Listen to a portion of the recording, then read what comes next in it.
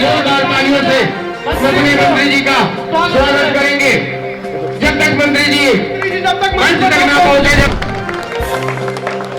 राजकुमार आनंद जी जिंदाबाद, राजकुमार आनंद जी जिंदाबाद, राजकुमार आनंद जी जिंदाबाद, आम आदमी पार्टी जिंदाबाद, जिंदाबाद, सुरेंद्र सोलंकी जी जिंदाबाद, आम आदमी पार्टी जिंदाबाद, आम आदमी पार्टी जिंदाबाद, सुरेंद्र सोलंकी जी जिंदाबाद। भाइयों, हमारे बीच में एक महान हस्ती आ चुकी है जिसका जोरदार तालियों से स्वागत करा जाए।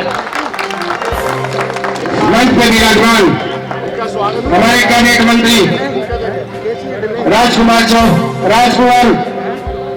आनंद जी पहुंच चुके हैं। हमारे विधायक महेंद्र गोयल जी उनका स्वागत कर रहे हैं। मैं कहूंगा जोरदार तालियों से अपने मंत्री जी और विधायक जी का स्वागत करें। मैं अपने निगम पार्षद बहन पुष्पा सुरेंद्र सोलंकी जी से अनुरोध करूंगा कि मंत्री जी को हुक्का दे के स्वागत करें।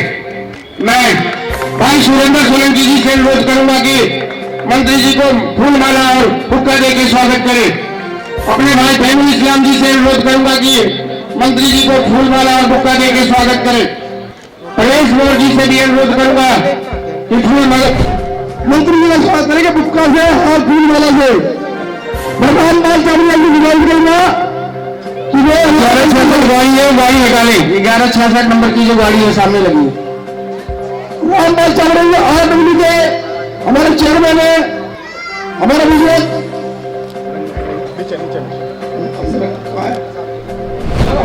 हमारे सुरेश चौहान जी।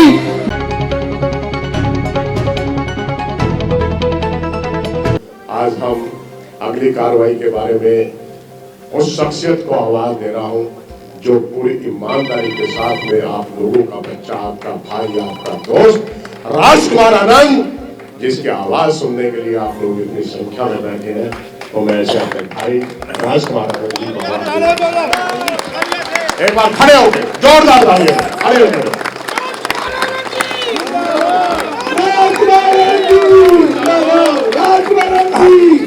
मंत्री साहब, आम आदमी पार्टी, मंत्री साहब, आम आदमी पार्टी, एक बार नारा लगाएंगे। भारत माता की जय, भारत माता की जय। बैठ जाओ। वाल्मीकि शक्ति अमर रहे। जय भीम, जय भीम, जय जय जय जय जय भीम, जय भीम, जय भीम। आज मेरी तबीयत थोड़ी खराब थी, लेकिन हमारे भाई महेंद्र गोयल जी का आदेश हुआ कि नहीं आना पड़ेगा और इस चक्कर में मैं लेट भी हो गया। पहले तो मैं आप सबसे क्षमा चाहता हूँ कि मैं थोड़ा लेट हुआ। महेंद्र गोयल जी निश्चित रूप से हमारे मुख्यमंत्री जी के चहेते हैं और हमारे तो बिल्कुल भाई की तरह हैं। लेकिन मैं आपको ये बता देना चाहता हूँ कि पहली बार जब मैं यहाँ आया था तो मैंने जब इन फ्लैटों की हालत देखी थी तो ये महसूस किया था कि इसमें मेरे परिवार के लोग रहते हैं। इसीलिए जब ये कई बार फाइल ऑब्जेक्शन लग के आती थी, ये एमसीडी का काम है, इसमें दिल्ली गवर्नमेंट अपना पैसा नहीं लगा सकती। मैं मुख्यमंत्री जी से मिला, गोयल साहब से बात की, गोयल साहब भी मेरे साथ थे, तो मैंने उनको यही बताया कि इसमें 90% 100% हमारे लोग रहते हैं। मैं SC/ST जो विभाग है उसका मंत्री हूँ, तो हमारा पैसा इसमें लगना चाहिए। और अंततः इसमें बहुत सारी बातें होती हैं, वो लगा। तो कहने का मतलब ये है कि देखिए, जब बाबा साहब थे तो तालाब से पानी पीने के लिए उनको संघर्ष करना पड़ता था, आप सब जानते हैं। स्कूलों में एडमिशन दिलवाने के लिए संघर्ष करना पड़ता था, ये सब आप जानते हैं। बाबा साहब जब इतने बड़े वकील बन गए, 32 डिग्रियां उनके पास हो गई, तो उनको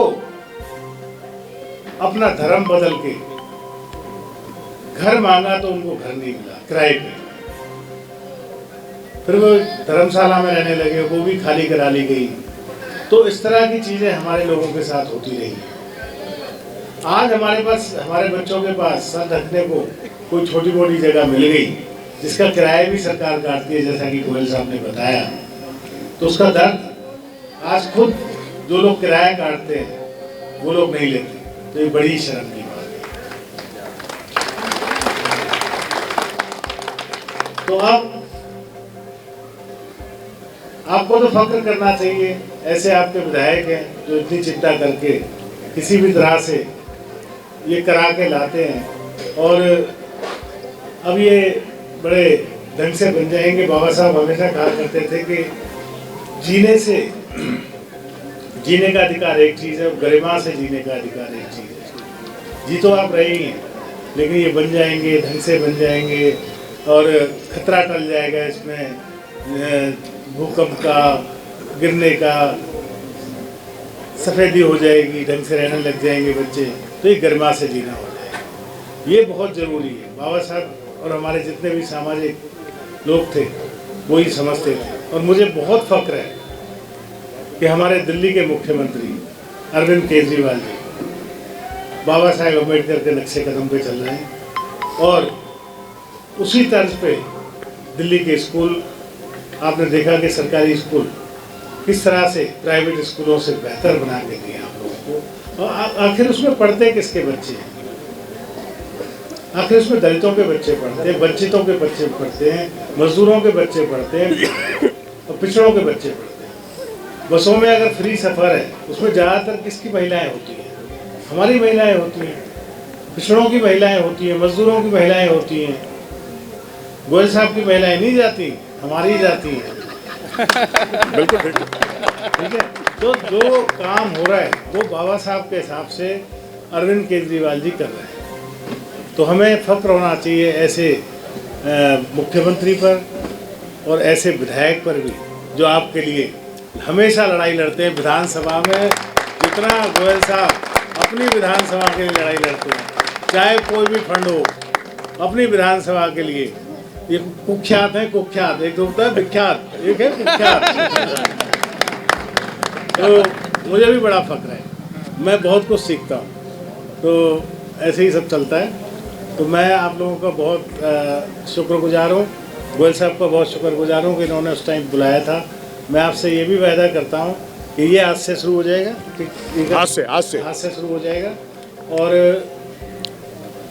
अप्रैल में जो पहली फाइल होगी वो आपके चारों ब्लॉक की,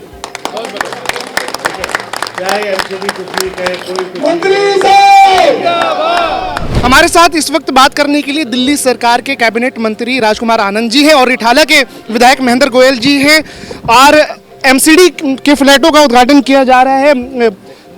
सर बहुत बहुत स्वागत है न्यू इंडिया न्यूज़ पे आपका। थैंक यू सर, हमने देखा कि जो दलित और वंचित लोग होते हैं उनका हक शुरू से मारा गया है।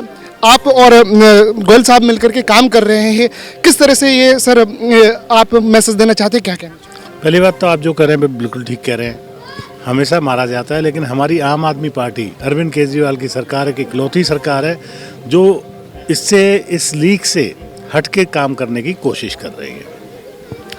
उसी तर्ज पे हम स्कूलों में आप देख रहे हैं कि किस तरह से सरकारी स्कूलों का जीर्णोद्धार किया जा रहा है, किस तरह से सरकारी अस्पतालों पे काम किया जा रहा है, किस तरह से बसों में काम किया जा रहा है, किस तरह से दलित, कमज़ोर, वंचित, पिछड़े और मज़दूर लोगों के लिए ही ये सब काम हो रहे हैं। सर एक अहम सवाल और, क्योंकि जो पूरी दिल्ली का कचरा निकालते हैं, सबकी सफाई करते हैं, उनके जीवन में, उनके स्वास्थ्य के लिए, उनके घर के लिए तो आप लोग काम कर ही रहे हैं, उनके बच्चों के एजुकेशन के लिए और उनके लिए और क्या स्कीमें हो सकती हैं, आप लोग क्या कर रहे हैं दिल्ली से? देखिए, इनकी मेरे हिसाब से, मैं अपनी पर्सनल कैपेसिटी में बता रहा हूँ क्योंकि मैं श्रम मंत्री भी हूँ दिल्ली का, इन लोगों की सबसे बड़ी समस्या ये है कि इनका जो 4th और 5th ग्रेड में है ना जो लोग, उनको मिनिमम वेजेज भी पूरे नहीं मिल रहे हैं। और मेरी ये इतनी दर्द है मुझे इस बात का कि मैं आपको बता नहीं सकता। आपने नहीं बताया, ये मैं बता रहा हूँ। इनको 14,000 रुपये लिखवाए जाते हैं और इनसे 5,000 रुपये ले लिए जाते हैं। ये 7-7, 8-8 हज़ार रुपये में बेचारे काम कर रहे हैं। मैं उस पर लगातार काम कर रहा हूँ और मुख्यमंत्री से लगातार मीटिंगें कर रहा हूँ और हम इस पर कोई ना कोई रास्ता निकालेंगे। आखिरी सवाल और सर, एक आखिरी सवाल और, हमने देखा कि गोयल साहब विधानसभा में अपने विधानसभा की जनता और पूरी जनता की आवाज़ उठाते रहते हैं। कैबिनेट में कल को अगर जब रीशफल होगा दोबारा तो नाम आएगा, तो आपकी पैरवी होगी उसमें कैबिनेट मंत्री में गोयल साहब के लिए? महेंद्र गोयल जी को मैं खुद लेके जाऊंगा अरविंद केजरीवाल जी के पास कि गोयल साहब से अच्छा कोई नहीं बन सकता। Thank you so much sir. Thank you.